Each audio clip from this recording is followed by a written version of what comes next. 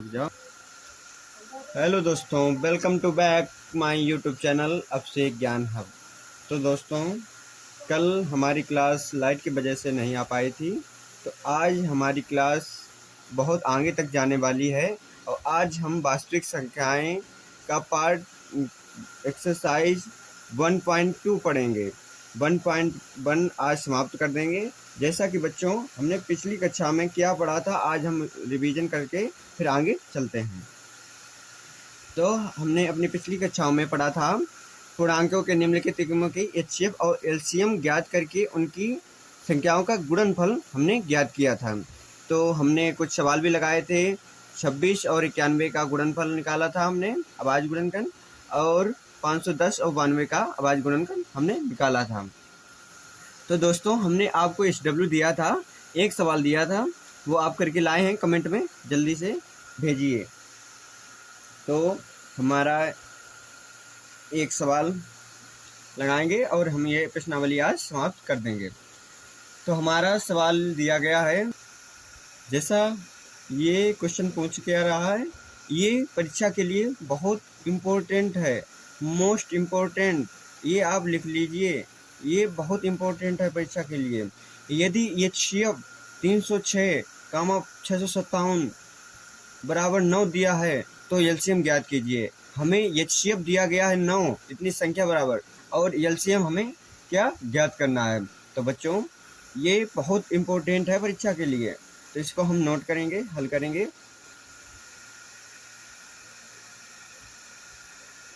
हल, आप ऐसी कॉपी को सजाएं जिससे कि आपकी परीक्षा में जैसा भी आप गलत भी सवाल लगाएं तो आपके नंबर कटे ना बढ़ें।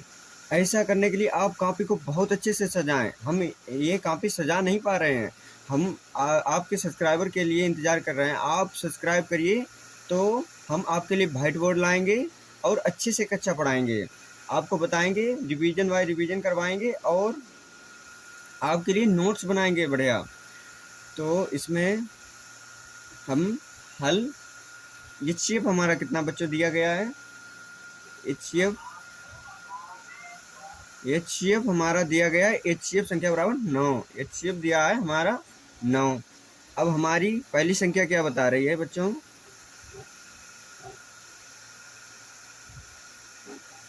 पहली संख्या हमारी 306 और दूसरी संख्या हमारी क्या बता रही है, दूसरी संख्या हमारी 657 दी गई है। बच्चों, हमारी राइटिंग थोड़ी अलग आती है। तो हमारा फार्मूला क्या है, अब हम लिखे नोट करेंगे फार्मूला।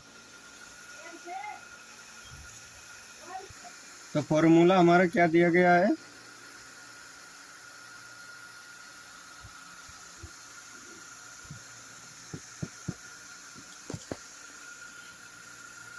फार्मूला, तो फार्मूला हमारा दिया गया है, पहली संख्या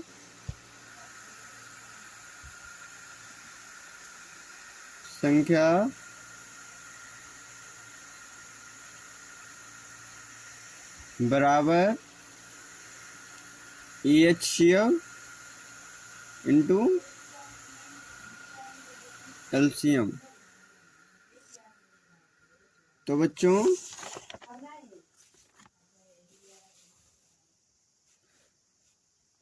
इसमें हम अपना फार्मूला लगाएंगे। तो हमारा फार्मूला क्या था, पहली संख्या हमारी कितनी दी गई है, 306 इंटू दूसरी संख्या हमारी दी गई है 657 और दिया गया था हमारा HCF इंटू एलसीएम। HCF तो हमारा 9 दिया गया है, लेकिन हमें एलसीएम ज्ञात करना है। तो हम एलसीएम को आगे ले लेंगे। एलसीएम बराबर बराबर संख्या 306 इंटू 657। ये जब एलसीएम ऊपरी संख्या, एलसीएम यहाँ पे आ जाएगा, संख्या लिख जाएगी ऐसे, और HCF हमारा नीचे आ जाएगा। अरे तो हम देखेंगे इसमें हमारा क्या कट रहा है। तो यहाँ पे हमारा ये कट जाएगा, ये देखो, अगर हम 3 से काटेंगे छोटी संख्या, 3 एकम 3, त्रिका 9, फिर 3 एकम 3, फिर नहीं नहीं ये गलत हो गया, 3 ये जीरो हमारा यहीं पे आ जाएगा, जीरो नहीं कटता, 3 दूनी 6, तो 102 आ गया। ये देखें, ये कट सकता है, ये भी कट जाएगा। 3 तिका 9, एक यहाँ पे हासिल आ जाएगी, 3 12, तो हमारे कितना आ गया 34। अब हम यहाँ पे लिख लेंगे एलसीएम बराबर 34 इंटू 657। तो हम इसमें गुणा कर लेंगे, अब तो कटने वाला नहीं है, तो हमारा गुणा आ जाएगा 22,338। ये आप गुणा कर सकते हैं अपने मोबाइल से। ये हमारा एलसीएम आ गया है, इसको हम लिख लेंगे।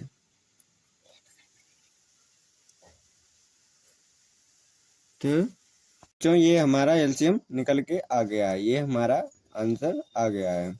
अब हम इसमें ये प्रश्नावली समाप्त करते हैं और हम दूसरी प्रश्नावली शुरू करते हैं।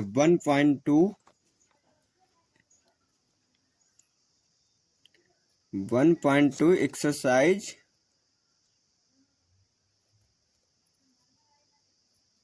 1.2 प्रश्न संख्या 1।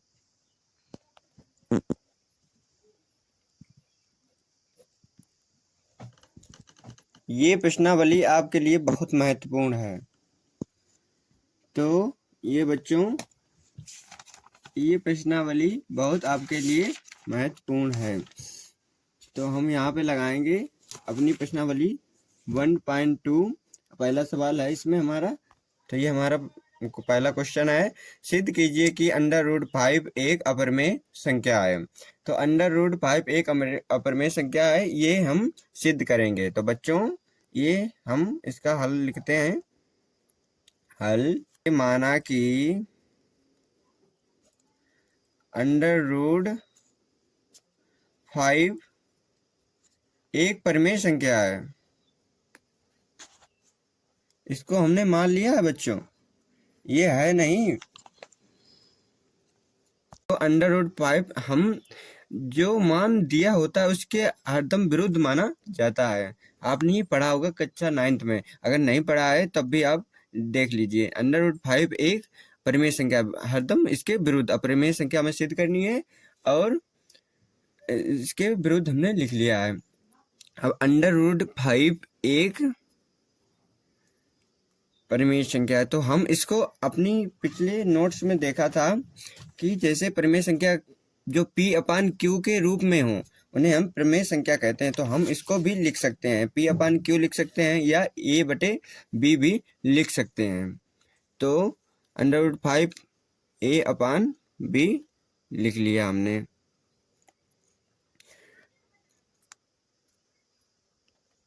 नोट, जहां A/B सहअभाज्य संख्या है।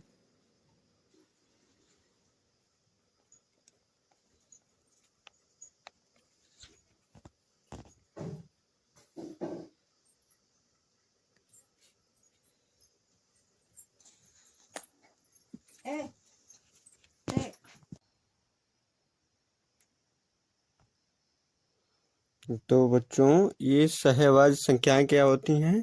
सहअभाज्य संख्याएं वे संख्याएं होती हैं जिनका उभयनिष्ठ गुणनखंड केवल एक हो, उन्हें हम सहअभाज्य संख्या कहते हैं।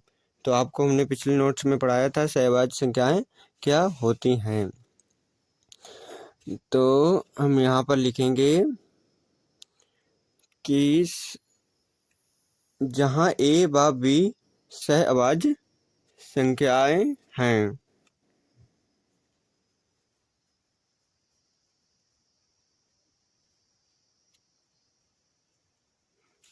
तथा B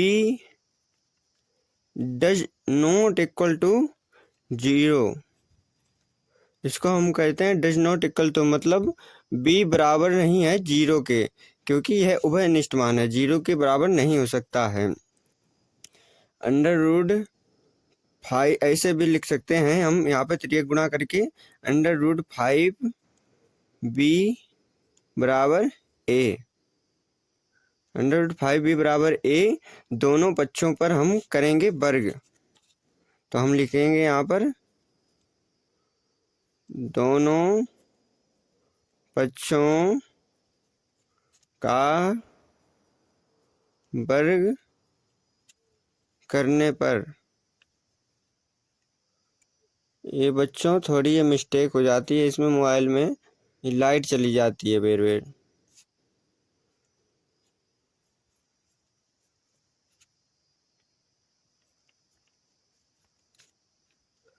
under root 5b square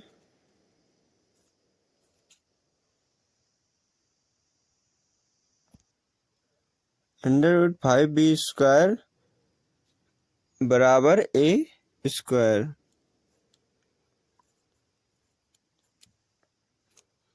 तो बच्चों ये हमने दोनों तरफ का वर्ग कर लिया है। तो अब हम इसको हल करेंगे। अब हम अंडर रूट 5b स्क्वायर को खोलेंगे, अंडर रूट से हटाएंगे, तो ये हो जाएगा हमारा 5b स्क्वायर, और ये हो जाएगा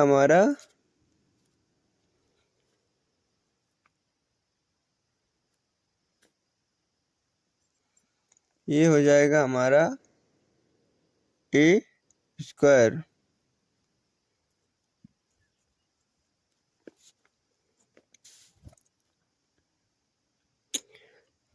अब यहाँ पे हम इसको ऐसे भी लिख सकते हैं, b स्क्वायर बराबर a स्क्वायर अपान 5, चूंकि अब यहाँ पे लिखेंगे बच्चों, चूंकि a स्क्वायर 5 से विभाज्य है, a स्क्वायर है जो वो 5 से विभाज्य है।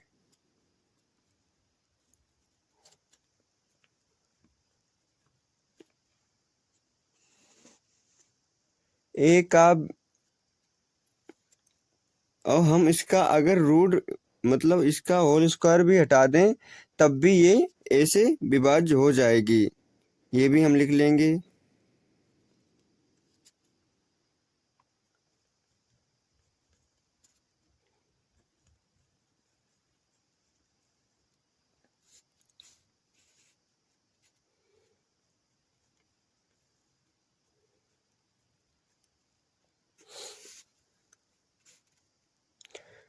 अब इसका अब यहाँ पे लिखेंगे पुनः मान रखने पर।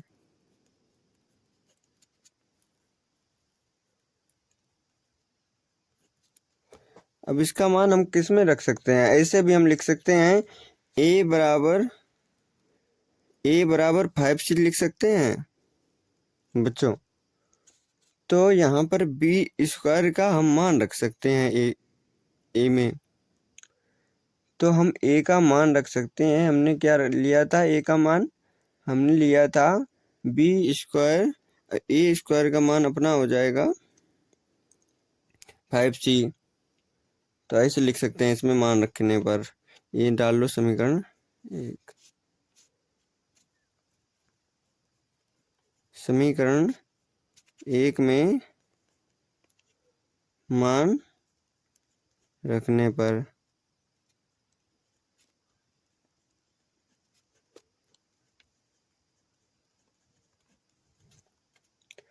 तो b स्क्वायर बराबर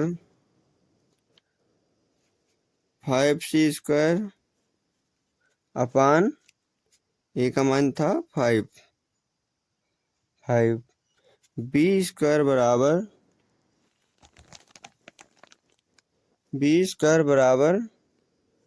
25c अपान 5। तो इसको हम काट देंगे, ये हमारा कट जाएगा, तो बी स्क्वायर बराबर आ जाएगा 5c। तो बच्चों यहाँ पर हमें किसका मान निकालना था, बी स्क्वायर। इसको हम ऐसे लिख सकते हैं, बी स्क्वायर अपान 5, तो ये गुणा करेंगे जब एक मान लेंगे, बराबर सी। बी स्क्वायर 5 से भी विभाज्य हो जाएगी, चूंकि बी स्क्वायर 5 से भी विभाज्य हो जाएगी,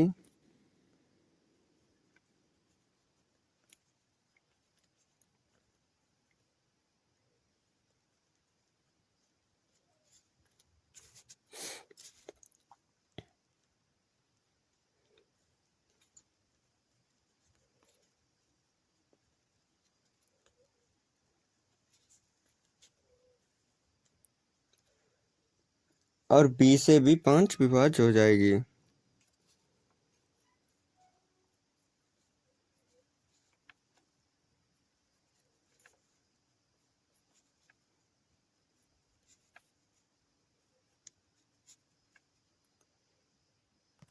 तो बच्चों यहाँ पर हमारा सिद्ध होता है कि बी से भी विभाज्य हो जाएगी, तो ये संख्या सिद्ध होती है कि √5 एक अपरिमेय संख्या है, ना कि एक परिमेय संख्या है।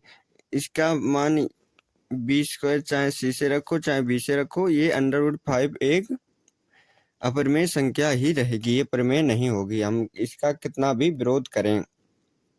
तो बच्चों यहीं पे हमारी क्लास होती है समाप्त। हम अब अपना अगला वीडियो लाएंगे अगले दिन। तो बच्चों जितना भी हो सके आप इस वीडियो को शेयर करें, कमेंट करें, लाइक करें और हमें सहायता दें, जिससे कि हम आपको अच्छे से अच्छा पढ़ा सकें। ये हमारा चैनल अभिषेक ज्ञान हब है। Thank you.